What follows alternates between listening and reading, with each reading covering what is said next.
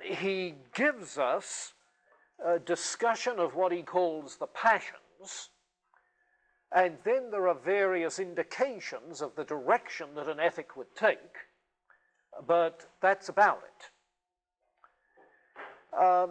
In order to get at the passions, we have to see again the mind-body relationship.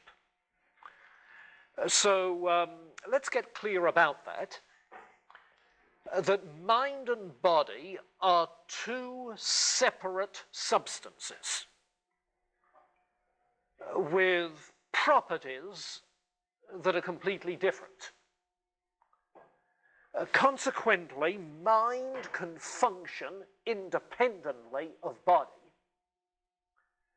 and body could function independently of mind, even though there is causal interaction between the two. They are, in other regards, functionally independent. His picture of the body is that its functions can be explained simply in mechanical terms, in terms of processes caused, the animal spirits coursing through the body, and so forth.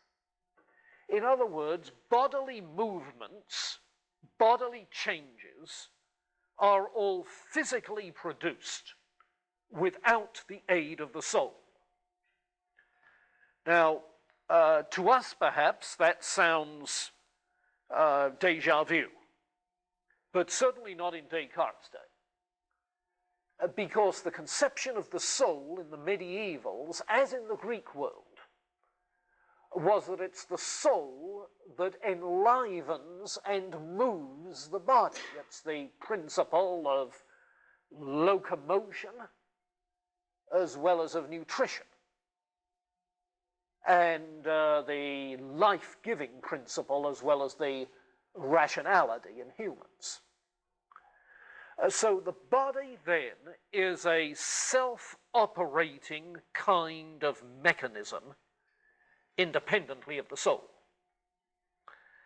Now, the soul, on the other hand, has two kinds of functions. It has its actions, active functions, that is to say, voluntary activities. Voluntary activities that include making decisions or imaginative thinking, where you choose to think of something, conjure up images, actions of the soul. Reasoning is an action of the soul. Imagining is an action of the soul. They take the exercise of will. But in addition to those active functions, there are passive functions of the soul. And it's these which are called the passions. Passions are passive functions of the soul. They are awarenesses, conscious states, caused by bodily changes. Conscious states caused by bodily changes. And that's likely to include physical feelings, perhaps dreams, pains, pleasures, desires, and such like. The way he specifically defines passions, he says they are those perceptions, sensations, or emotions which specifically refer to the soul, but which are caused, maintained, and fortified by some movement of the animal spirits. The animal spirits being these physical fluids that explain life processes. So they are perceptions, sensations, emotions caused by bodily changes. Now, make sure we're clear about those terms. Emotions physically caused, all right. Sensations, yes, we were talking about sensations as they appear in Meditation 6 in connection with our awareness of our own bodies. Sensations are physical feelings of one's own body. But perceptions, sense perceptions, not just particular sensations of particular feelings, but the perception of particular physical bodies caused by bodily changes. So he has a causal theory of our perception of physical bodies. But he's distinguishing, remember, between perception, which is caused by external agents, and in that sense is adventitious, and on the other hand, imagination, which is our creating of images and is therefore factitious. And on the other hand, innate ideas that God has given us. Those three kinds of ideas. Distinguish between conception of ideas that are innate, general ideas, abstract ideas, conception. That is purely an act of the intellect, an activity of the soul. Distinguish that from perception. Perception distinguished from conception. Perception has to do with sense perception of particular things. And it is perceptions which are among the passions of the soul, those consciousnesses caused by movements of animal spirits, by bodily changes, that is.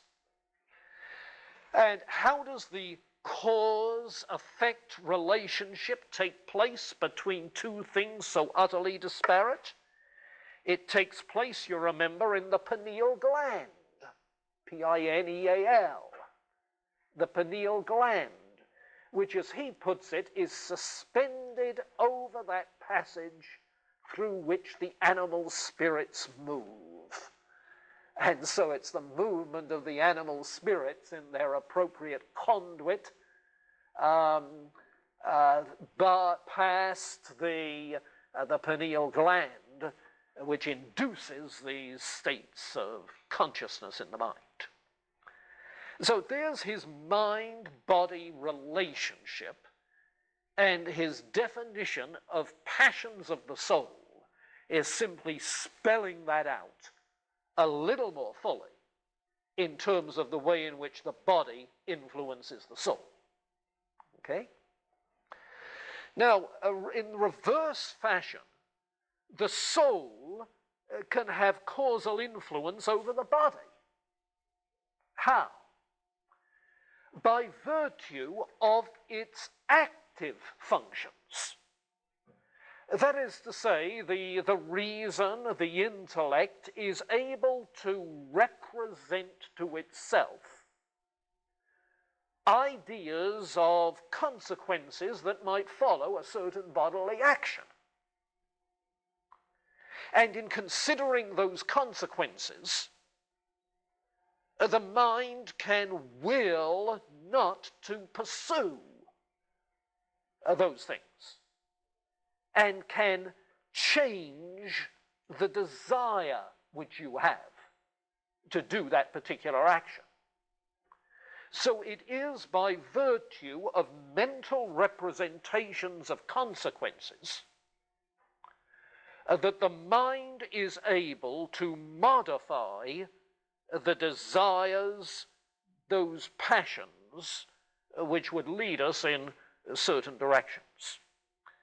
And Descartes is apt to think that the more clear and distinct the idea the mind has, the greater its influence over the passions.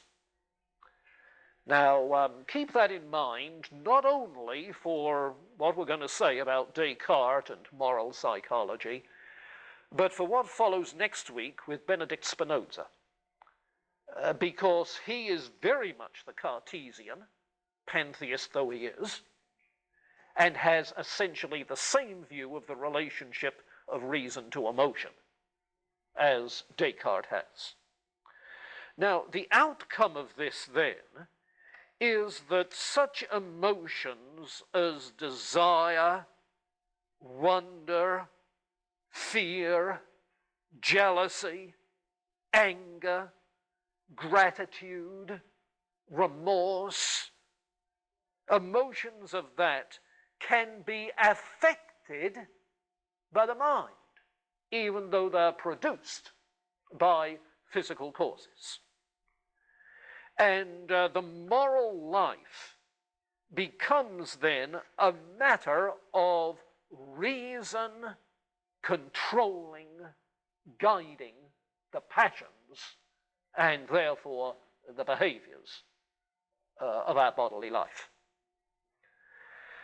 Now, what you have then is reason guiding the will and influencing the passions. It is right reason. There's that phrase again that comes down to us from Scotus and Occam, that we found in Bacon and Hobbes. Now it's in Descartes. It is right reason, consequential thinking, you see, prudence. It's right reason that must guide the moral life. And as Descartes put it, right reason makes life more bearable. How does it do that? Because it gives us power. Knowledge is power. There's the Bacon theme paralleled in Descartes. Right reason gives us power to change what we can. Change our passions, desires, as well as changing some things about the world around us by scientific means. It gives us the power to change what we can, but also the power to have contentment of soul when there is nothing more we can change. Contentment, changing the restlessness of our feelings for contentment, power over the passions. Well, you say, this sounds very much like a Stoic kind of ethic. Yes, it is. Copleston makes that observation. Becomes pretty evident. And of course, in the Renaissance, there was a resurgence of Stoicism, particularly in regards to its ethic, and here it is very evident in Descartes. So that's the way his moral psychology works. But I want to add to that two or three observations about the fact that this is rooted in his overall position. There are, it seems to me, four streams of thought